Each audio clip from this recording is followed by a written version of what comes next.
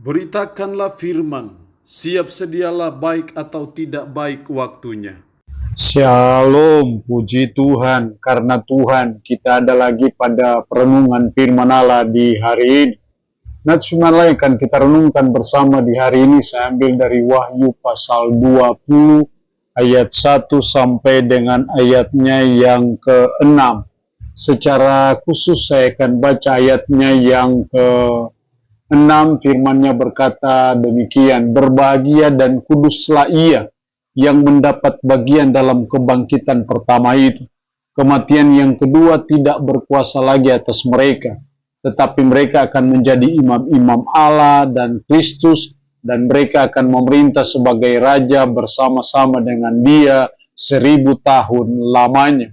Demikian kebenaran firman-Nya di hari ini yang secara khusus mengajar kita, menasihati kita masa 1000 tahun atau masa millennium kingdom.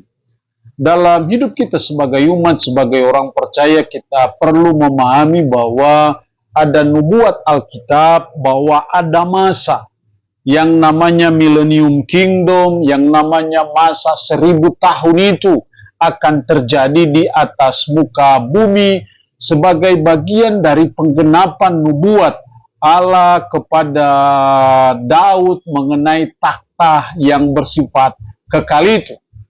Dan dalam konteks Wahyu 20 ayat 1 sampai 6 bicara panjang lebar mengenai masa millennium kingdom itu atau masa 1000 tahun.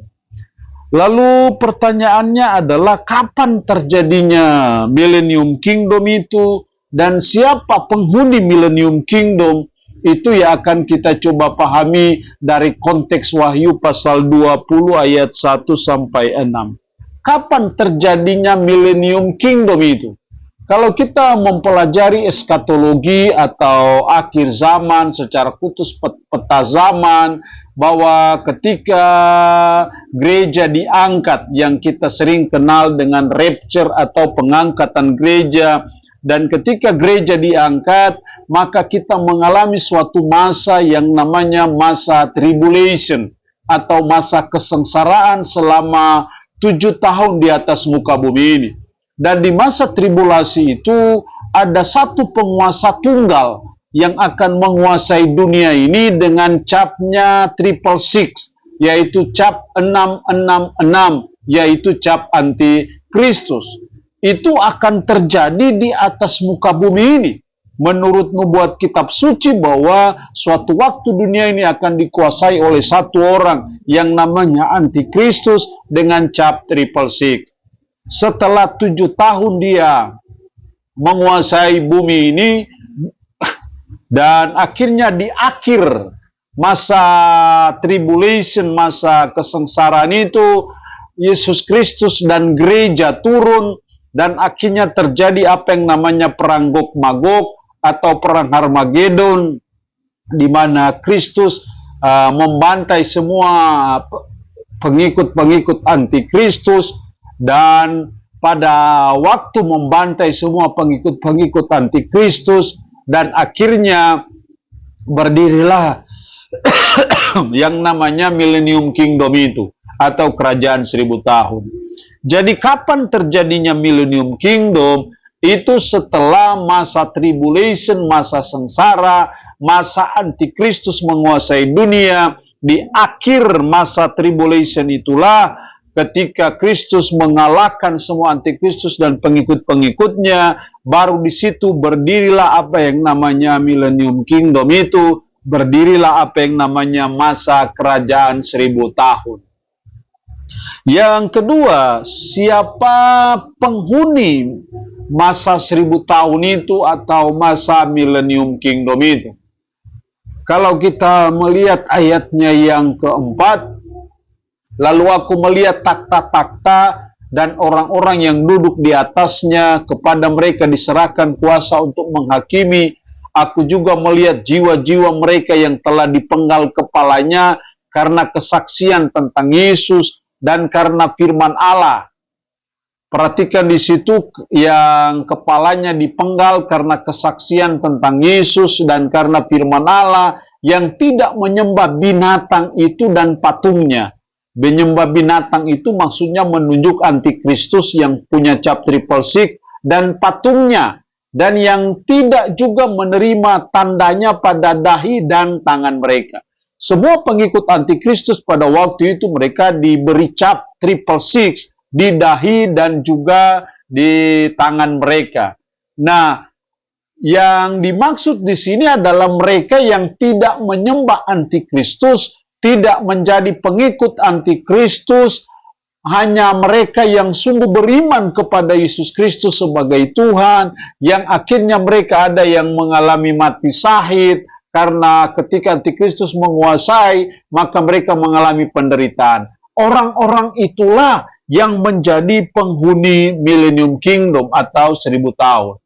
Atau boleh dikatakan bahwa penghuni kerajaan 1000 tahun adalah mereka yang beriman kepada Yesus Kristus, termasuk juga orang Yahudi yang pada waktu itu di masa ketika dua saksi Allah diturunkan, yaitu Elia dan Henok, mereka akhirnya beriman kepada Yesus Kristus, dan mereka juga termasuk yang akan masuk dalam Millennium Kingdom. Jadi boleh dikatakan bahwa penghuni Millennium Kingdom adalah gereja, yaitu yang sudah beriman kepada Yesus Kristus, dan juga kepada orang Yahudi yang juga sudah beriman kepada Yesus Kristus. Merekalah yang menjadi penghuni Millennium Kingdom. Makanya dalam ayatnya yang ke-5, tapi orang-orang mati yang lain tidak bangkit. Jadi pada waktu gereja atau orang yang sudah beriman kepada Kristus, mereka akan dibangkitkan pada kebangkitan pertama untuk masuk dalam Millennium Kingdom. Ayat 6, berbahagia dan kuduslah ia yang mendapat bagian dalam kebangkitan pertama itu. Jadi yang mendapat kebangkitan pertama, yaitu orang yang beriman kepada Yesus Kristus, merekalah yang akan menjadi penghuni Millennium Kingdom. Bahkan mereka juga menjadi berkuasa. Dalam ayatnya yang ke-6 bagian terakhir, tetapi mereka akan menjadi imam-imam Allah dan Kristus, dan mereka akan memerintah sebagai raja bersama-sama dengan Dia 1000 tahun lamanya. Jadi mereka yang beriman kepada Yesus Kristus, yang notabene-nya adalah gereja, maka mereka juga akan memerintah bersama dengan Kristus dalam masa Millennium Kingdom. Jadi mereka juga adalah sebagai penghuni Millennium Kingdom, tetapi juga sebagai pemerintah dalam Millennium Kingdom. Itulah yang harus kita pahami dalam hidup kita sebagai umat, sebagai orang percaya. Maka dalam ayat 6, berbahagia dan kuduslah ia yang mendapat bagian dalam kebangkitan pertama itu, yaitu semua orang yang beriman kepada Yesus Kristus, termasuk saudara dan saya yang pada waktunya juga kita akan meninggal, tapi kita akan dibangkitkan pada kebangkitan yang pertama itu, dan itu berarti bahwa kita akan memerintah bersama dengan Kristus, tetapi sekaligus juga kita menjadi penghuni sorga. Ini yang harus kita pahami dalam hubungan dengan masa 1000 tahun, kapan terjadinya, dan siapa penghuni Millennium Kingdom. Itu harus kita pahami sehingga kita bisa melihat bagaimana kehidupan kita di masa yang akan datang. Kita disebut sebagai orang yang berbahagia dan juga kudus, karena akan mendapat bagian dalam kebangkitan yang pertama, dan itu berarti kita akan menjadi penghuni Millennium Kingdom, tapi juga sebagai pemimpin, penguasa, pemerintah dalam Millennium Kingdom atau kerajaan 1000 tahun. Allah punya firman ini, memberkati kita dengan firman-Nya di hari ini. Amin. Mari kita berdoa. Puji syukur untuk firman-Mu hari ini, mengingatkan kami akan suatu masa, yaitu masa 1000 tahun atau masa Millennium Kingdom, di mana itu akan terjadi setelah masa tribulation, masa sengsara, ketika antikristus menguasai dunia ini, dan semua dimatikan pada waktu Kristus datang pada kali yang kedua, dan gereja atau orang yang beriman kepada Kristuslah yang akan menjadi penghuni Millennium Kingdom atau 1000 tahun. Roh yang kudus, berikan kami hikmat kemampuan dalam memahami firman ini secara baik dan benar. Berkat Tuhan bagi umat-Mu yang mendengarkannya. Dalam nama Tuhan Yesus Kristus kami berdoa. Amin. Shalom. Tuhan berkati kita dengan firman-Nya di hari ini.